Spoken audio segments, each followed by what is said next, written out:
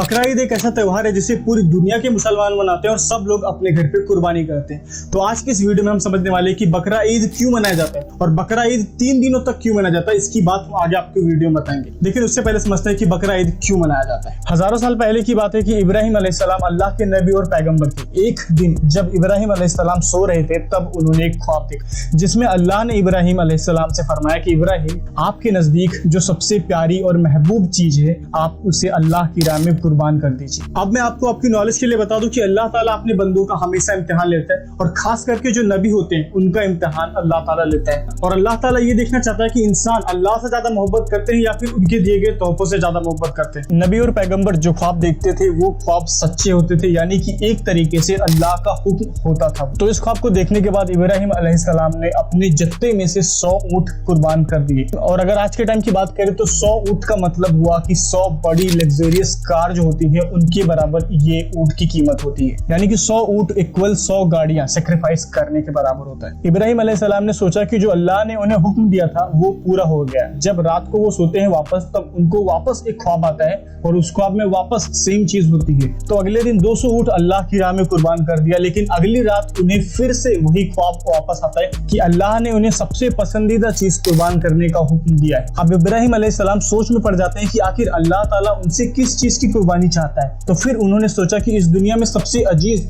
और सबसे प्यारा जो मेरे लिए है वो मेरा बेटा इस्माइल है। अब आपको बता दूं कि इब्राहिम अलैहिस्सलाम को पूरी जिंदगी दुआ मांगने के बाद 80 साल की जब उनकी उम्र हुई थी तब उनको औलाद हुई थी और उनके बेटे इस्माइल जो उन्हें बहुत ज्यादा अजीज और बहुत ज्यादा महबूब थे। इब्राहिम अलैहिस्सलाम समझ चुके थे कि दरअसल अल्लाह ताला ने मुझसे मेरे बेटे की कुर्बानी मांगी है। अल्लाह ये देखना चाहते हैं कि इब्राहिम अलैहिस्सलाम अपने बेटे से ज्यादा मोहब्बत करते हैं या फिर वो अल्लाह से ज्यादा मोहब्बत करते हैं। और ये इब्राहिम अलैहिस्सलाम के लिए एक बहुत बड़ा इम्तिहान था। अगले दिन इब्राहिम अलैहिस्सलाम उठे और अपनी बीवी हाजरा को कहा कि मेरे बेटे इस्माइल को नहला दो और तैयार कर दो। इब्राहिम अलैहिस्सलाम की बीवी हाजरा अपने बेटे को बहुत अच्छे से नहला कर खुशबू लगाकर तैयार कर और इब्राहिम अलैहिस्सलाम अपने बेटे को लेकर एक पहाड़ की तरफ रवाना हो जाते हैं। इब्राहिम अलैहिस्सलाम ये तकलीफ भरा फैसला कर चुके थे कि वो अपने बेटे की कुर्बानी देंगे। अब एंट्री होती है शैतान की। अब शैतान का तो काम आपको पता ही होगा कि अल्लाह की राह में अगर कोई काम कर रहा है कोई, तो उस काम में वो दखल जरूर डालता है। यानी कि अगर आप नमाज भी पढ़ रहे हो ना, तो उसमें वो शैतान का बहकावा रहेगा कि आप नमाज मत पढ़ो, ऐसी सी चीजें शैतान करता है। तो उसी तरीके से सेम यहाँ पे शैतान ने काम किया। अब शैतान जाता है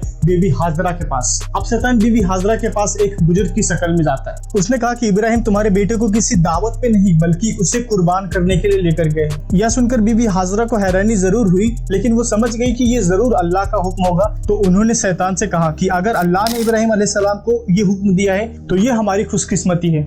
ये तो मेरा एक बेटा है, अगर अल्लाह की राह में मुझे ऐसे हजारों इस्माइल कुर्बान करने पड़ जाए तो मैं इस खुशी खुशी हजारों इस्माइल कुर्बान कर दूंगी। और सोचिए जरा, एक माँ के लिए ये कहना कितनी बड़ी बात है। जब शैतान हजरत हाजरा को भड़काने में नाकामयाब रहा और उसके बाद शैतान उनके बेटे इस्माइल अलैहिस्सलाम के पास गया और उनसे कहने लगा कि तुम्हारे बाबा तुमको किसी दावत नहीं लेके जा रहे बल्कि तुमको कुर्बान करने के लिए लेके जा रहे हैं। तो इस्माइल अलैहिस्सलाम मुस्कुरा कर शैतान को ये जवाब देते हैं कि अगर इसमें अल्लाह की मर्जी है कि मुझे कुर्बान कर दिया जाए तो मैं बड़ा खुशनसीब हूँ कि अल्लाह की तरफ से मुझे हुक्म आया। अब शैतान सोच में पड़ जाता है कि 13 साल के बच्चे में इतनी समझ कैसे। और यहाँ पे भी जब शैतान नाकामयाब हुआ तो वो इब्राहिम अलैहिस्सलाम को भड़काने की कोशिश करने लगा। उसने कहा कि तुम्हारा बेटा इतनी मन्नत से तुमको मिला है, अगर तुमने इसे कुर्बान कर दिया तो तुम्हारे बुढ़ापे का सहारा कौन बनेगा, और अगर अल्लाह ताला ने तुम्हारी ये कुर्बानी भी कबूल नहीं की तो तुम्हारा क्या होगा। शैतान ने इब्राहिम अलैहिस्सलाम को कहा कि ऐसा मत करो, तुम्हारे बुढ़ापे का सहारा कौन बनेगा। और बार बार इसी तरीके से करके शैतान जब ज्यादा परेशान करने लगा तो इब्राहिम अलैहिस्सलाम ने जो पत्थर फेंक के मारा शैतान को।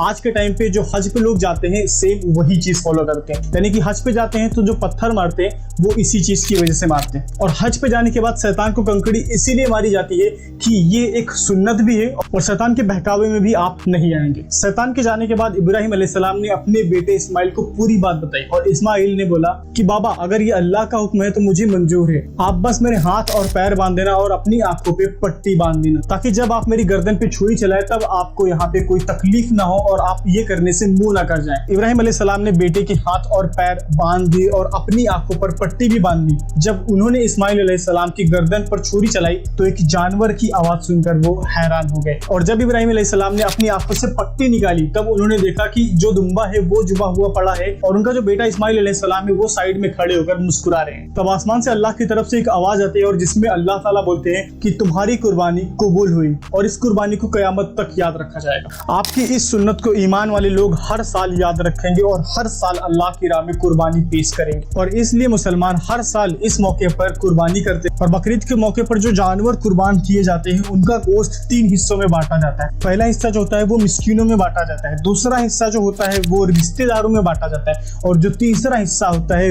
वो खुद के घर के लिए होता है, यानी कि आप उसे अपने घर पे रख सकते हैं। आपको ये पता होना चाहिए कि बकरीद के मौके पर गरीब लोग साल भर इंतजार करते हैं, क्योंकि इस साल उनको एक लौता मौका मिलता है जब उन्हें गोश्त नसीब होता है। बकरीद का ये फेस्टिवल दुनिया भर में भूखमरी मिटाने के एक जरिया है। It's an part of Islamic faith and serve humanity. और एक तरीके से ये एक हेल्प होती है जो गरीब लोग हैं उनको खाने के लिए हम कुछ दे सकें। और ये जो बकरा ईद का मौका होता है ये हर मुसलमान को एक नेकी का फील कराता है, यानी कि तुम किसी गरीब आदमी की हेल्प कर सकते हो। अगर तुम्हारे पास इतना पैसा नहीं है कि तुम किसी गरीब आदमी की हेल्प कर सको, लेकिन बकरीद के मौके पर अगर तुम्हारे ऊपर कुर्बानी फर्ज है तो तुम किसी गरीब की हेल्प कर सकते हो उसको खाना देके। और अल्लाह ताला से दुआ मांगे कि बकरीद के मौके पर एटलीस्ट कोई भूखा ना सोए। और मैंने आपसे बोला था कि बकरीद 3 दिनों की क्यों होती है, तो आपको इसी वीडियो के अंदर वो क्वेश्चंस का आंसर मिल जाएगा। अगर आपने वीडियो को सही से देखा होगा तो आपको इसी वीडियो के अंदर उसका आंसर मिलेगा। और अगर जिसको पता हो चुका है तो तुम कमेंट करके मुझे बता सकते हो। कमेंट करो और शेयर करो अपने फैमिली और फ्रेंड लोगों के साथ, ताकि उनको भी बकरीद का एक्चुअल मतलब समझ में आए। और इस वीडियो को ज्यादा से ज्यादा लोगों तक शेयर जरूर करना।